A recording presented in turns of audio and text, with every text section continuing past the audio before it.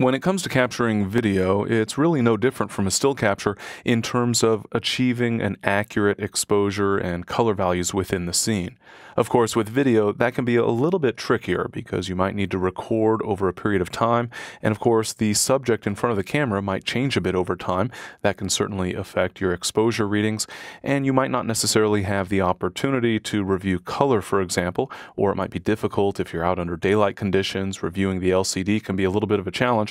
Suffice it to say that while capturing video clips is in many ways similar to capturing still images, there are unique challenges, and there's going to be times when you need to apply adjustments to video clips just as you do with still captures.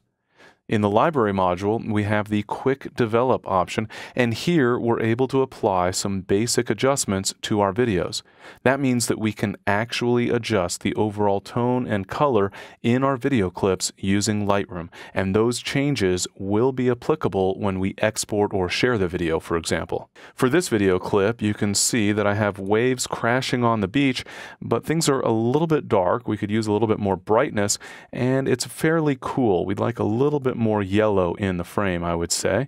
And so we're going to apply some adjustments using the Quick Develop settings. I'll start off with our overall tonal control. I'll expand the tone control adjustments so that we can see more of those options. In fact, I'm going to hide the histogram for the moment so that I can see more of these controls.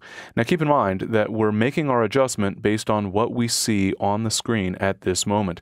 And so you may want to use the scrubby slider in order to find a more typical frame within the overall video clip. So perhaps maybe somewhere over in here looks to be a little more typical of the overall scene, so we'll use this as the basis of our adjustments. I'll start off with an exposure adjustment just to brighten up the overall video. I can also adjust the whites and the blacks. Now notice that we're using buttons rather than sliders to apply these adjustments. That's just how the Quick Develop options work. I also want to adjust the color, so for white balance, I'll go ahead and increase the temperature, and I'll click the double right arrow button. That will give me a larger adjustment than the single arrow buttons, and then I can fine-tune using both the left and right adjustments to try to find the right color within this particular video clip.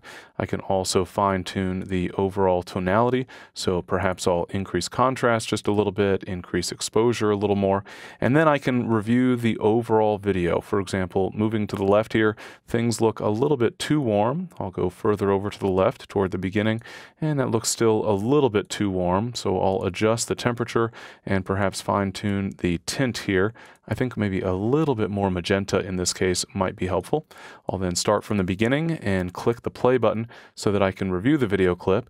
And that's certainly an improvement, still a little bit of work to be done. I might add some contrast, for example, and I might also further refine the color temperature.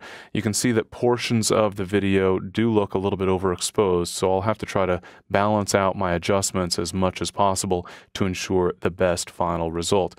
But you can see that we're able to use the relatively basic controls found in the Quick Develop section of the right panel in the library module in order to improve the overall color and tonal appearance of our video clips. And that includes, by the way, the vibrance adjustment that allows us to boost the saturation of colors within the photo. So working with all of the available controls, you can really improve the overall look for your video clips.